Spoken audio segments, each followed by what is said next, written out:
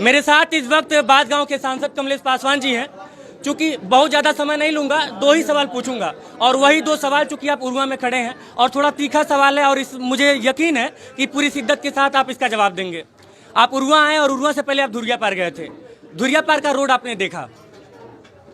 हम लोग मतलब कि मेरी तरफ की जो जनता है मुझे यह ताना मारती है। मैसेंजर में मैं आपको स्क्रीनशॉट दिखा दूंगा, भेज दूंगा कि पूरा दुनिया कवर करेला, पूरा दुनिया का रोड और सब कुछ दिखावेला। धुरिया पार रोड कब बनी?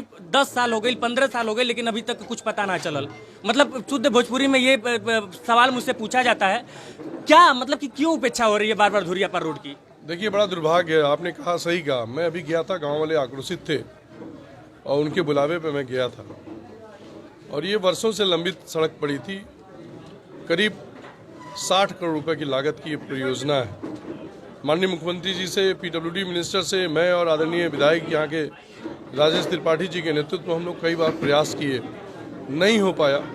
लेकिन ये प्रश्नता इस बात का है कि अभी 1-1.5 महीने पहले जब आदरणीय मुख्यमंत्री जी एथनॉल प्लांट का उद्घाटन करने आए थे तो हम लोग उसको शिलान्यास करा लिए। और मैंने यही धुरिया पार की आम जनमानस को भी यही बताया जब मैं गया था। तो जो आक्रोशित थे तो मैंने उनको बड़े प्यार से समझाया कि कोई भी सड़क अगर जो मुख्यमंत्री ने उसका शिलान्यास कर दिया तो ये मान के चलिए कि वो होना है। समय है, आप सब जानते हैं कि इसमें अधिसूचना लगा है, कोई काम नहीं आरंभ हो सकता है। सड़क स्वीकृत हो गई है और जब भी अधिसूचना खत्म हो गई तो वो काम चालू हो जाएगा। दूसरा सवाल ये है कि अभी मैं इस सवाल को थोड़ा सा और वो आगे बढ़ाऊंगा, लेकिन दूसरा सवाल ये है कि हम लोग चूंकि राम मंदिर का मुद्दा जो है ये पूरे देश और पूरे विश्व में किस तरीके से जो है भारतीय जनता पार्टी का एक बड़ा मुद्दा था, उनके एजेंडे में शामिल था।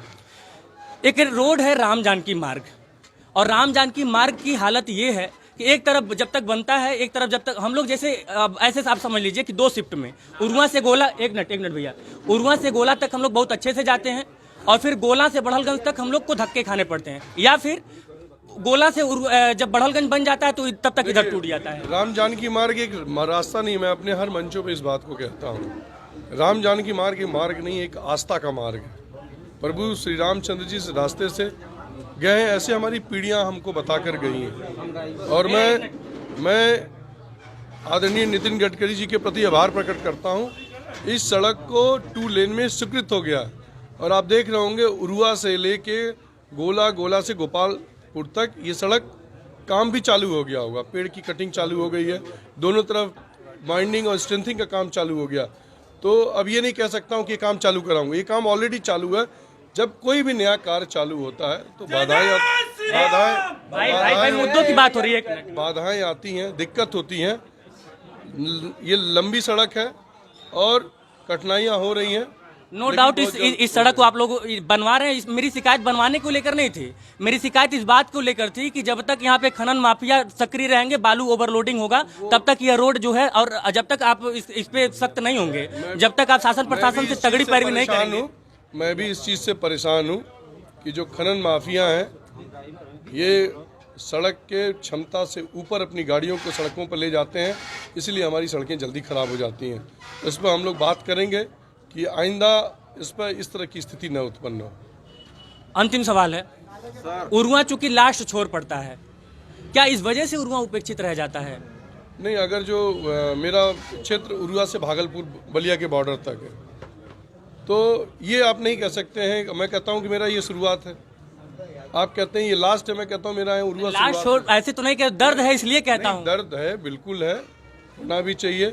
अगर जो मतदाता अपने नेता को चुनता है, पता नहीं क्यों ऐसा लग रहा है कि मैं पत्रकार बन के सवाल ये नहीं पूछ रहा हूँ, ऐसा लग रहा है कि मैं अपने सांसद से सवाल पूछ रहा हूँ एज ए जनता। नहीं, तो कि पूछे चाहिए, एक वोटर भी बन के, एक पत्रकार भी बन के, और तुम्हारा दायित्व भी बा। अगर पत्रकार है तो दायित्व बा कि तू अपने सांसद से, अपने जनप्रतिनिधि से कोनो भी भाषा में अपन सवाल पूछ सकला।